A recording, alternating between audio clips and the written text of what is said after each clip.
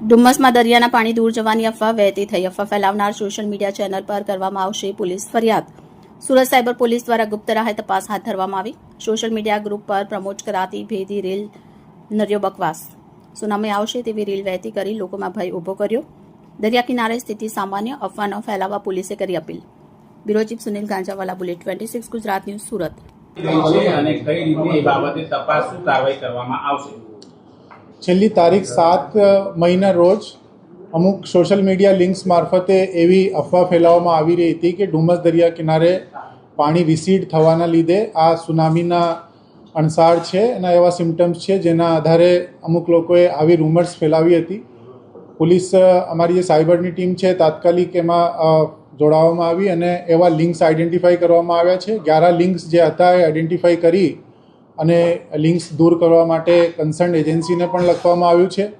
અને જે વ્યક્તિ આવા પ્રકારના રૂમર્સ ફેલાવતા હતા એમને આઈડેન્ટિફાઈ કરીને એમના વિરુદ્ધમાં ગુનો દાખલ કરવાની તજવીજ ચાલુ છે. એક આઈડેન્ટિફાઈડ થયેલું માણસ જેનું નામ શુભમ અશોક જાંગીર છે, એ બેસિકલી રાજસ્થાનથી બિલોંગ કરે છે. એમના વિરુદ્ધમાં બીએનએસની કલમ 353(1)B આધારે મિસઇન્ફોર્મેશન ફેલાવવા અને લોકોમાં પેનિક ક્રિએટ કરવાના આધારે ગુનો દાખલ થયું છે. આપના મારફતે હું એક વિનંતી કરવા માગું છું કે આવી કોઈ પણ પ્રકારની ન્યૂઝને આગળ ફોરવર્ડ ના કરવામાં આવે અને આ બધી જ ર્યુમર્સ જે છે બેસલેસ અને મિસઇન્ફોર્મેશન છે. આવી કોઈ પણ બાબત થયેલ નથી અને આ એકદમ સત્યથી વિપરીત છે, કેમ કે આ એકદમ નેચરલ ફિનોમિના છે. જે પાણી હાઈ ટાઈડ થાય ત્યારે ઉપર આવી જાય છે, લો ટાઈડ થાય ત્યારે પછી પાણી પાછળ જતું રહે છે. આવી ઘટના એકદમ નેચરલી બનતી હોય છે, પરંતુ એને મિસઇન્ફોર્મેશન ફેલાવીને લોકોની અંદર એક અલગ પ્રકારનું પેનિક ક્રિએટ કરવામાં આવતું, એટલે તાત્કાલિક કાર્યવાહી હાથ ધરવામાં આવી છે. આને લગતી અધિકૃત એજન્સીઓ છે, એજન્સીઓના મારફતે જ્યારે કોઈ ન્યૂઝ આવે તેને જ ધ્યાને મૂકવા અમારી ખાસ વિનંતી છે.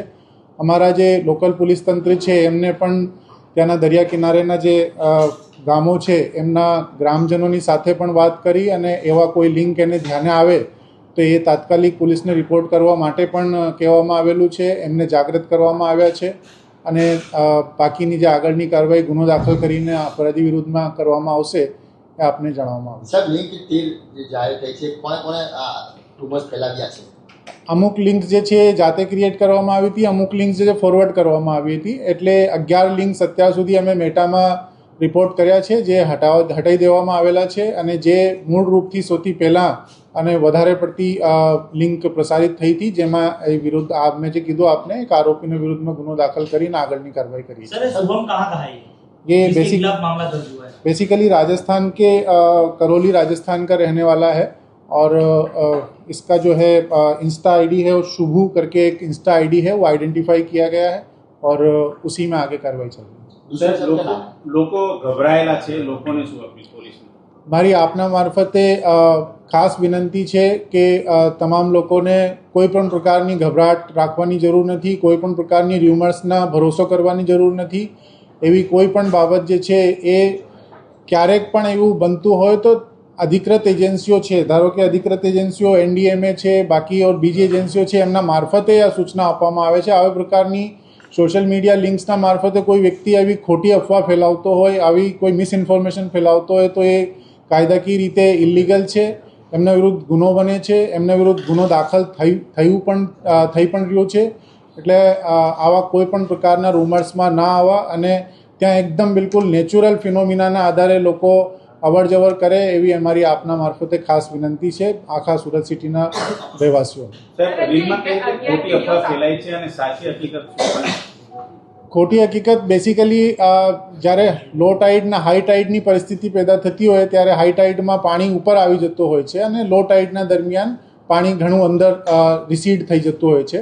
તો જે લો ટાઈડની પરિસ્થિતિ હતી તે વખતનો વિડીયો બનાવવામાં આવ્યું હતું ને એને એ પ્રકારે દેખાડવામાં આવ્યું હતું કે આ લો ટાઈડની પરિસ્થિતિનું નિર્માણ આવનારી સુનામીના એક લક્ષણ તરીકે એમને પ્રકાશિત કર્યા હતા. એ પ્રકારે એક મિસઇન્ફોર્મેશન અને ર્યુમર ફેલાવવાનો પ્રયાસ કર્યો હતો. આ ખરેખર અનનેચરલ છે, કેમ કે આ સામુદ્રિક પરિસ્થિતિના પ્રમાણે આ હાવ એકદમ નેચરલ પરિસ્થિતિ છે.